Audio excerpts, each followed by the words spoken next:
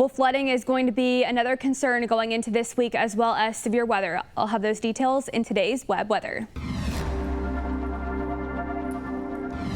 Well, here's a look at that updated Lake Texoma water level, because it's expected to crest this Friday at about 633.7 feet, which pretty much leaves it at about 7 feet below the criteria it needs to go over the spillway. Right now, it's about 627.51, and it's expected to rise this next week. We're going to get more rain chances, going to get about 1 to 3 inches of more rain from Monday through Saturday. So we got more flooding possibly and a severe weather risk for your Tuesday. I'll show you that here in a minute, but here's a look at the past times Lake Texoma has spilled over the spillway. This has only happened about 5 times, twice in 2015.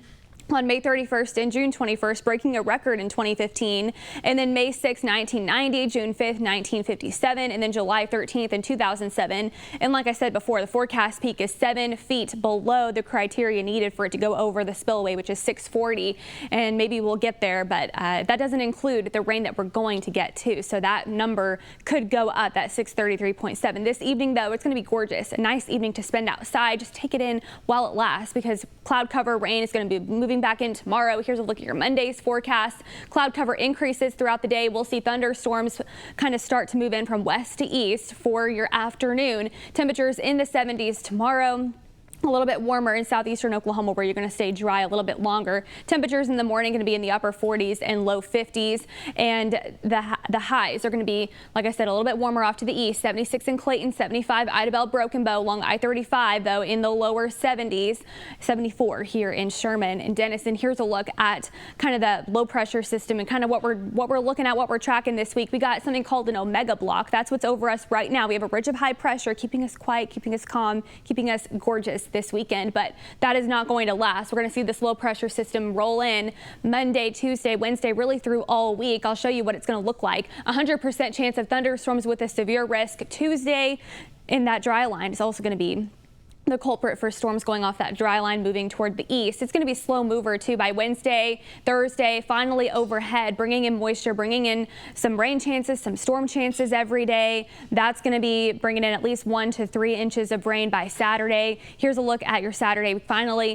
going to see that moving on out. We're going to see a ridge of high pressure behind that. Here's a look at the severe risk for your Monday. The level 1 far off to the southwest as of right now.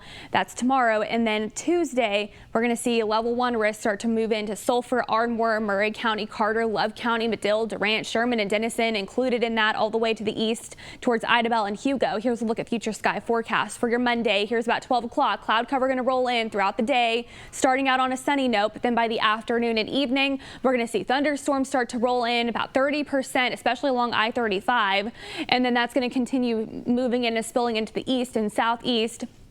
Monday night also could see some lightning, hear some thunder in the afternoon and evening.